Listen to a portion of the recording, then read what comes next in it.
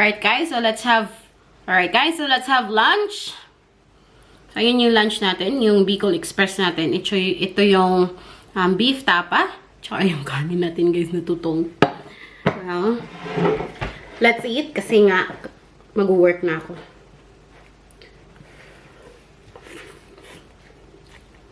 Ang sarap.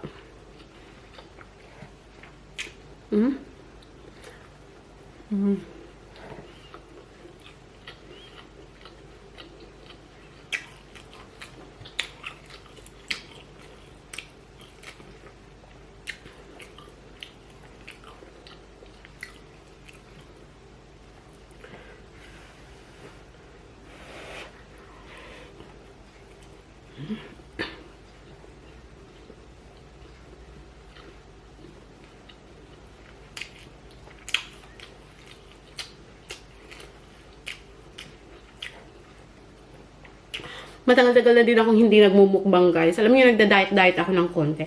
Kasi nga, may pupuntahan ako next year. So, ayoko yung masyado akong malaki. Tapos pagdating doon, may kainan din.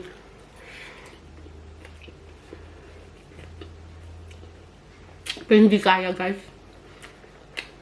Kailangan talagang kumain.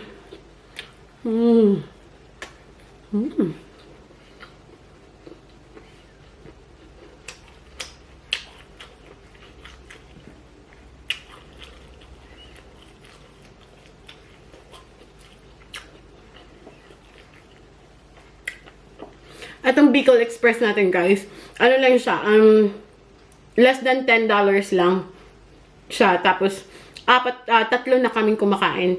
Tapos, kagabi ko to niluto. Ngayon meron pa. So, yun, tipid-tipid.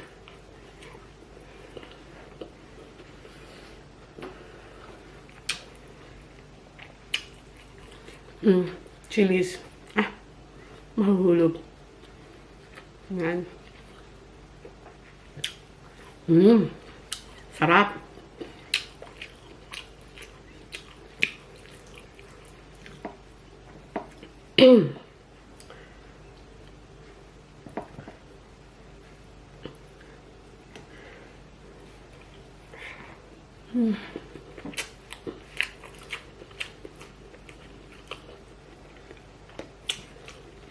Kung gusto niyo yung recipe nitong Bicol Express, ililive ko siya sa description box below. Tapos, yun, sundin nyo na lang ha.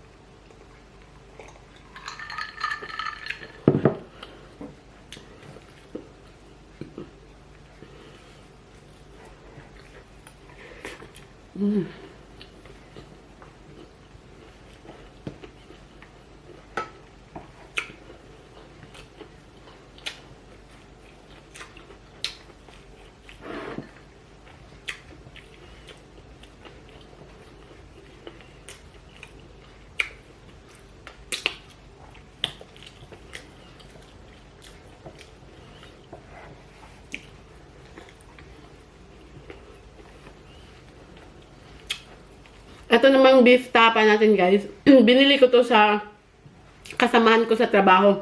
Ang tawag nila dito guys is biltong. Yung African, parang sa atin, sa Bisaya, kusahos. Basta yun, ganun parang pinatuyo. Minarinate, pinatuyo. Tapos yun. Dito guys, kinakain nila to ng raw. Pero ako hindi ko kayang kainin ng raw, kaya niluluto ko siya. Pina-fry ko.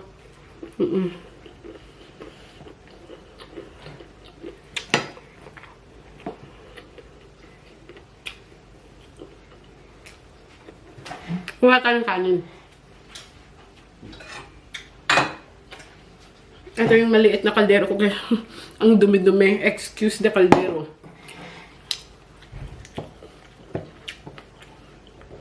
Nakulangan ako sa kanin. Ilang araw na ba akong hindi nakakanin?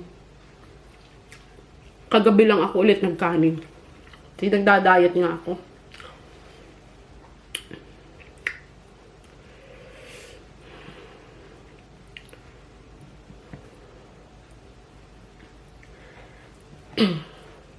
Tapos binibili ko to guys ng ano, $25 half kilo. Tapos yung isang kilo nito guys is, excuse me, $50. Pero ang dami. Kaya pag bumibili ako, half kilo lang palagi. Ang dami-dami. Parang hindi naman siya na ano, hindi naman siya na yung nasisira. Kasi nilalagay ko siya sa freezer. So, pag nagluluto ako, dun nilalabas ko siya. Tapos yun. Ang tagal. Parang ilang buwan na ba to sa akin? 5 months na yata to sa akin. So yun. Tapos kukuha-kuha lang ako ng pakonti-konti pag na ano ako parang tinatamad akong magluto. So ito lang diretsong hinahain ko sa mga bata. Pero pag ano, paminsan-minsan lang din naman kami kumakain ito.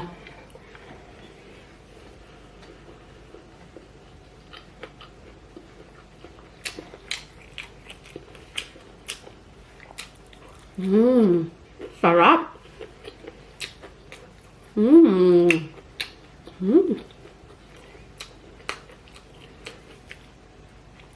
Tsaka itong Bicol Express ko guys, wala tong ano, walang bagoong. Kasi allergic nga ako, 'di ba? Sa mga shellfish. So allergic ako doon.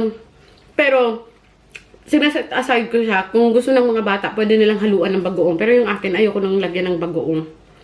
So, nakakain pa rin ako ng Bicol Express kahit wala ng bagoong. Ito.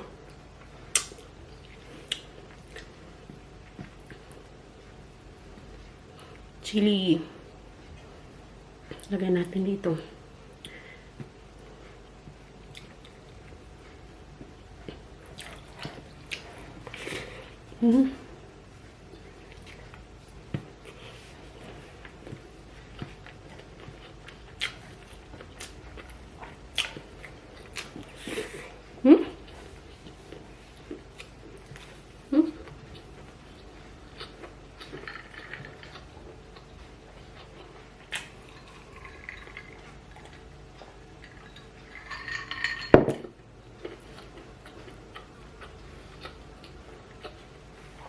Pag summer dito sa Australia, guys, ang dami-daming langaw.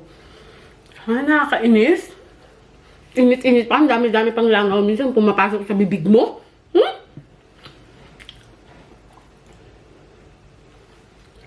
So, ayan guys. Solve na yung lunch ko at saka mamaya-maya aalis na din ako for work.